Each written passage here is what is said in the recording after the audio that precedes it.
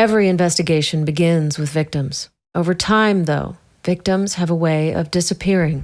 They're replaced by suspects, evidence, theories, and headlines.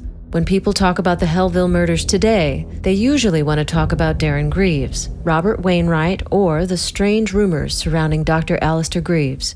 Almost nobody talks about the people who died. Today's episode is about them. Several weeks after my interview with Robert Wainwright, I traveled to Sacramento to meet Monica Hardy. In the summer of 1989, Monica was 17 years old and worked weekends at the Shellville Cinema. According to employee schedules recovered from the Sheriff's Department archives, Monica was supposed to be working the night 4 of her coworkers were murdered. She called in sick. Monica, thank you for sitting down with me. You're welcome. Although, if we're being honest, I almost canceled this morning. I had a feeling you might. It's funny, I've spent decades wishing somebody would ask me about that night. Then somebody finally does, and suddenly I don't want to talk about it anymore. Why do you think that is? Because talking about it makes everyone real again. Most days they're memories, sometimes they're photographs, sometimes they're just names I say to myself when I'm driving somewhere. But once I start telling the story, they're 17 again, and so am I. Let's start before that night. Tell me about the Shellville Cinema. God, I loved that place. Everybody remembers it as an old movie theater, but to us, it was home. We were the weird kids. The football players had bonfires and the popular kids had parties. We had midnight movies. What made you the weird kids? Where do I begin? We all listened to The Cure, Fugazi, Susie, Pixies, whatever Kelly decided we needed to hear that week. Half of us wore black when it was 100 degrees outside. We argued about David Lynch and John Waters like it was a matter of national security. Somebody was always trying to convince everybody else to watch some Italian horror movie with terrible dubbing and way too much blood. We thought we were incredibly sophisticated. Honestly, we were just a bunch of nerds who had found each other. Kelly was your manager. Yeah, she couldn't have been older than 35, but when you're 17, that might as well be ancient. She loved movies. Real movies, not whatever was making money that weekend. She'd lock the front doors after the last show, and we'd all sit in the auditorium watching beat-up prints of Eraserhead or Female Trouble or Night of the Living Dead. Looking back, I think Kelly taught a lot of us that there was a whole world outside of Shellville. Who else worked there? Jimmy, my boyfriend. Frank, who worked as an usher and somehow knew every regular by name. And Mr. Twiggs, our projectionist. Nobody knew his first name anymore. He'd been threading projectors since the Eisenhower administration, and if you touched one of his film prints without permission, he'd look at you like you kicked his dog. We weren't coworkers. We were family, and I don't use that word lightly anymore. What was a typical shift like? Chaotic. We spent maybe 20% of our time actually working. The rest was arguing about movies, making fun of each other, sneaking popcorn, trying to not get caught smoking behind the building. Kelly would pretend she was running a respectable business, but she'd usually end up in the middle of whatever ridiculous conversation we were having. About movies? About everything. Jimmy insisted Blue Velvet was the greatest American movie ever made. Frank thought anything made after 1978 was garbage. Mr. Twiggs refused to acknowledge VHS as a legitimate format. He called it television pretending to be cinema. He sounds wonderful. He really was. Mr. Twiggs could fix just about anything with a screwdriver and enough profanity. He believed projectionists were the last true craftsmen in the movie business. Every Friday, he'd inspect every reel before threading it through the projector. If he found so much as a fingerprint on film, you'd hear him yelling from 2 floors away. And what about Jimmy? Jimmy was impossible. He was always late, always broke, and somehow always happy. He honestly believed every problem in life could be solved by playing The Cure louder. Looking back, I think I fell in love with him because he made Shellville feel temporary. He'd say, "One day we're getting out of this town." And I believed him. Did everyone know each other in Shellville? Pretty much. It wasn't Mayberry or anything, but if you were around our age, you recognized faces. You might not know somebody's name, but you'd seen them at school or the record store or waiting in line for a movie. Did you know Darren Greaves? Not really, although I met him once. When was that? He came in looking for a job. Kelly was interviewing him in her office, and I was behind the concession stand counting receipts. The office door was open, so I couldn't help overhearing parts of it. Do you remember what he was like? That's the frustrating part. I don't remember anything remarkable about him. He wasn't rude, he wasn't creepy. He answered Kelly's questions. He was polite, quiet. Mostly he just seemed uncomfortable, like he'd rehearsed every answer before walking over. Did he say why he wanted to work there?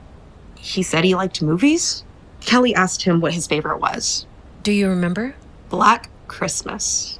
Kelly smiled and said, "Good choice." Then she asked him what else he liked. He couldn't think of another title. That part always stayed with me. Why? Because everybody likes movies. We loved them. Did Kelly hire him? No. After he left, she asked me, "What do you think?" And I remember saying, "I don't know. Something feels off." It wasn't that I thought he seemed dangerous or threatening or anything. Just off. Empty. Could you explain what you meant? No. That's what's haunted me all these years. He hadn't done anything wrong. He'd been perfectly polite. I just had a feeling. Kelly trusted my instincts. A few days later, she hired Jimmy's cousin instead. He was working concession stand the night of the murders. He died before the ambulance got there. Have you ever wondered what might have happened if Darren had gotten the job instead? Every year since 1989. Would he have found friends? Would I have been his friend? Would spending Friday nights arguing about David Lynch or John Waters have changed anything? Or would I just be telling you about 5 murders instead of 4? That's the thing about survivor's guilt. It doesn't just replay what happened. It spends decades inventing what didn't. Monica, I know what I'm about to ask isn't easy. If at any point you'd rather stop, we stop. Thank you. My therapist told me a few months ago. She said, "You keep telling me about the guilt, but you've never actually told me what happened." I realized she was right. I've spent 37 years talking around that night. I've almost never talked about that night. Then let's take it one step at a time. You were supposed to work that Friday. Yeah, I'd been sick all afternoon. Food poisoning. At least that's what we thought. I'd been throwing up since lunch. Jimmy kept calling to make sure I wasn't dying because he wanted me to cover his shift the following Tuesday. That was Jimmy, always thinking 3 days ahead. Did you call the theater? Kelly answered. I remember apologizing over and over because Friday nights were always busy. She finally laughed and said, "Monica, stay home. We'll survive one night without you."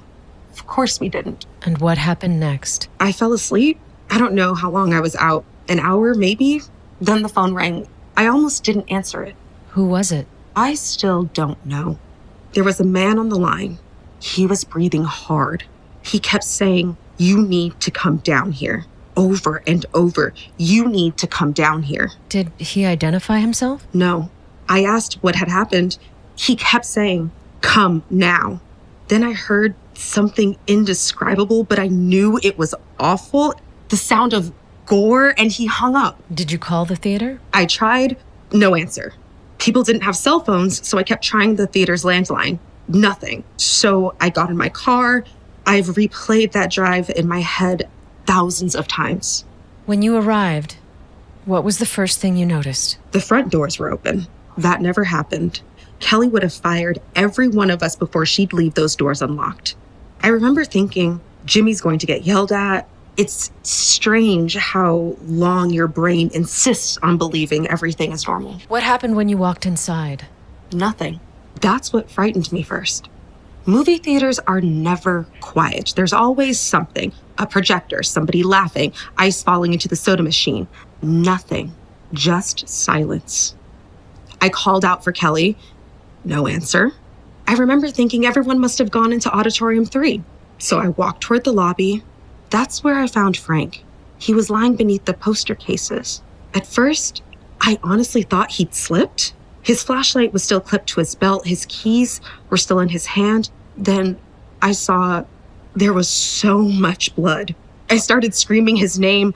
That's the part nobody tells you. You don't scream because you're frightened. You scream because your brain refuses to believe what your eyes are seeing. I ran into the concession lobby. That's where I found Jimmy's cousin. He'd been trying to crawl. You could see it. He almost made it to the front doors. He was still alive. Barely. Was he able to tell you what happened? No. I dropped to my knees and kept telling him I was going to go get help. He was trying to say something. There was so much blood. I had to lean down just to hear him. And what did he say? Jimmy. That was it. Just Jimmy. Then he was gone. I remember standing up thinking Jimmy had to be alive. He had to be somewhere inside the theater. So I started running toward the concession stand. Why there? Because that's where we'd always end up. If Kelly thought we were actually working, we'd duck behind the concession counter and steal handfuls of popcorn. It was stupid. It was ours. I kept calling his name. No answer. Then I smelled burnt popcorn. The machine was still running. Monica, take your time. I walked behind the counter to shut it off. That's when I saw his hand. It was sticking out from inside the popcorn machine. I remember thinking, that's impossible. I walked around the counter and somehow he had been folded inside it. His cure shirt was burned black. His glasses were shattered. Popcorn was scattered everywhere mixed with... I still can't smell movie theater popcorn without getting sick. I'm so sorry. I don't even think I screamed that time. I think my brain had finally stopped trying to make sense of anything. Then I heard someone outside, a woman shouting. I ran to the front doors just in time to see Kelly. She was climbing down from the marquee catwalk above the entrance. For 1 second, I thought she'd escaped. Then she fell. She hit the sidewalk right in front of me. I remember her keys sliding across the concrete.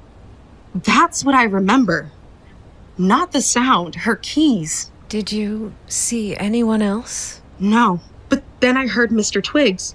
He was still alive. He was up in the projection booth. He was yelling at somebody. What was he saying? Leave it alone. Then don't touch that. Then you don't know what you're doing. And then nothing. Absolute silence. Did you go upstairs? No. I wish I could tell you I was brave. I wasn't. I suddenly realized whoever had done all of this might still be inside that theater. I turned around, got back into my car, and drove straight to the police station. I don't remember a single traffic light. I don't remember parking. I just remember running through the front doors covered in blood that wasn't mine. The desk sergeant looked up at me and said, "Miss, what happened?" I couldn't answer him. I just kept saying, "They're all dead," over and over. They're all dead. When Monica and I finished our interview, she apologized for crying. She didn't need to. 37 years later, she still remembered where everyone had been. Frank beneath the poster cases, Jimmy behind the concession stand, Kelly falling from the marquee, Mr. Twiggs shouting from the projection booth. For Monica, the Shellville Cinema isn't a crime scene. It's the last place she ever saw her family. One thing she said has stayed with me.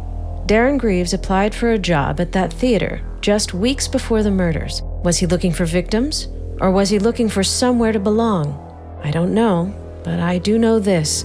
Long before the newspapers turned Darren Greaves into a monster, he was somebody's son. And every person I've spoken to keeps leading me back to the same name, Dr. Alistair Greaves. Next time on Hellville, who was Dr. Alistair Greaves? Brilliant psychiatrist, widowed father, or the man whose obsession with fear may have set the Hellville murders in motion? I'm Petra Sterling, and this is Hellville.